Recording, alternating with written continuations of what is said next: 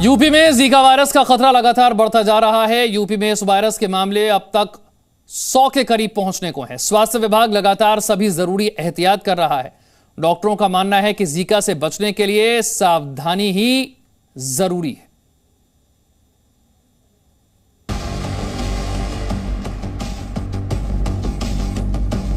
UP में Zika virus ने बढ़ाई चिंता।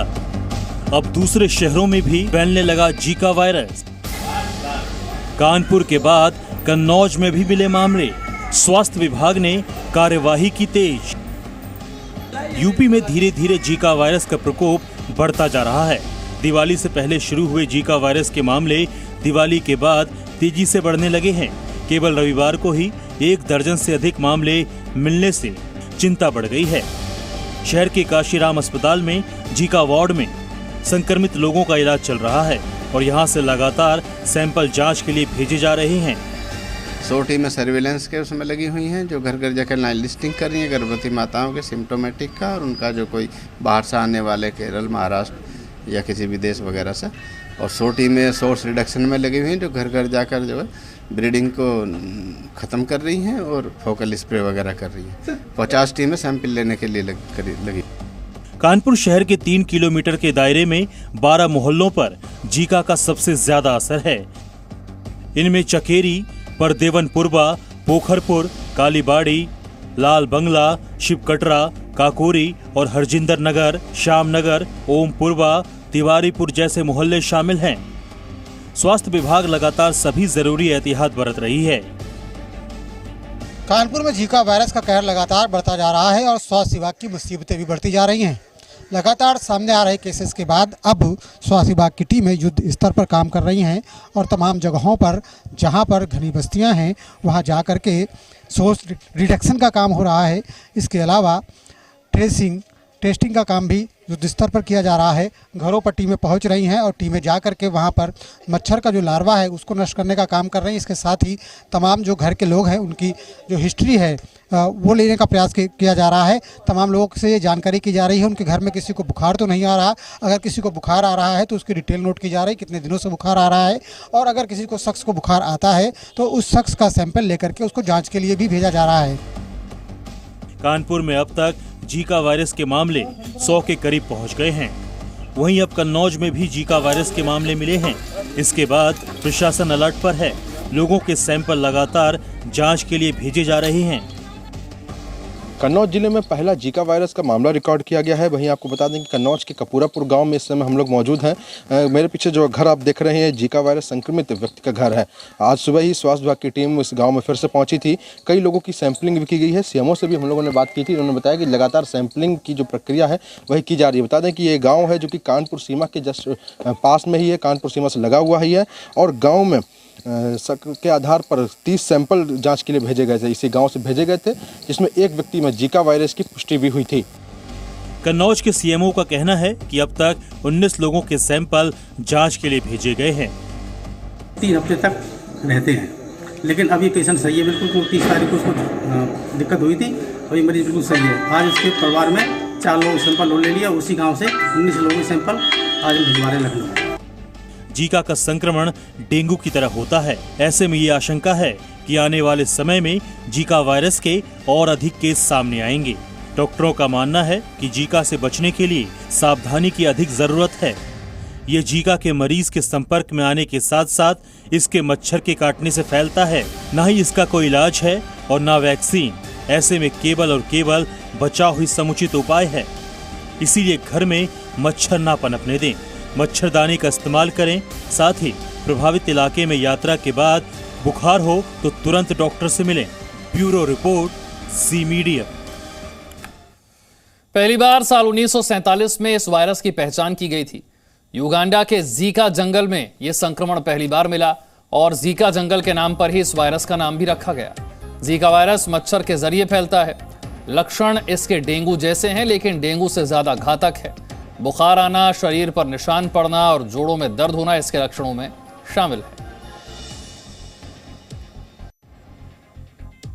मेरे सहयोगी पूजा और जानकारी के साथ। पूजा, अचानक से जीका के केसेस बढ़ने के पीछे की वजह क्या और इससे बचाव का रास्ता क्या है?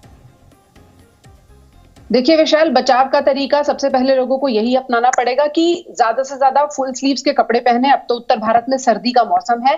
दूसरा, मच्छरों से बचें, क्योंकि अगर एक मच्छर किसी जीका संक्रमित व्यक्ति को काट लेता है तो फिर वो मच्छर आगे जितने भी लोगों को काटेगा उनमें वो जीका का संक्रमण तेजी से फैलाएगा। ये बीमारी डेंगू की ही तरह मच्छर से फैलती है, तो मच्छरों से बचना जरूरी है। और जो तस्वीरें दिखा रही हैं कानपुर और कन्नौज की, वो ये बता रही हैं कि ऐसे इलाकों में, ग्रामीण इलाकों में ज्यादा फैला है जहां शायद साफ सफाई पर उतना जोर नहीं दिया गया है और मच्छर लगातार पनप रहे हैं। ये जो मौसम है ये वैसे भी मच्छरों की ब्रीडिंग के हिसाब से सबसे ज्यादा अनुकूल मौसम माना जाता है जब सर्दियां आ रही होती हैं। तो ऐसे में मच्छरों को रोकना सबसे बड़ी जरूरत है इस वक्त, क्योंकि उसी से डेंगू भी फैल रहा है और उसी से अब हम देख रहे हैं कि पहली बार भारत में जीका के मामले इतनी तेजी से फैल रहे हैं, जिसमें 89 के करीब मामले अकेले कानपुर जिले से रिपोर्ट हुए हैं। अगर इसको यहां नहीं रोका गया तो जैसे अब कन्नौज में एक मामला सामने आया है, इसी तरह से और कई जिले चपेट में आ सकते हैं। तो मच्छरों से खुद को बचाने के अलावा बहुत ज्यादा विकल्प लोगों के पास नहीं है, इसकी कोई दवा भी नहीं है। यह जरूर किया जा सकता है कि जिस व्यक्ति को जीका का संक्रमण होता है वो ज्यादा से ज्यादा आराम करे और ज्यादा से ज्यादा तरल पदार्थ ले, पानी का इंटेक अपना अच्छा रखे, अगर उसे गर्म चीजें सूट कर रही हैं तो उनको रखें। इन्हीं तरीकों से जीका से बचा जा सकता है, वरना जिस तरह से भारत में इस बार आउटब्रेक देखने को मिल रहा है, ये पहली बार है कि 90 के ऊपर मामले लगभग पहुंच चुके हैं। कितना खतरनाक, कितना घातक है ये?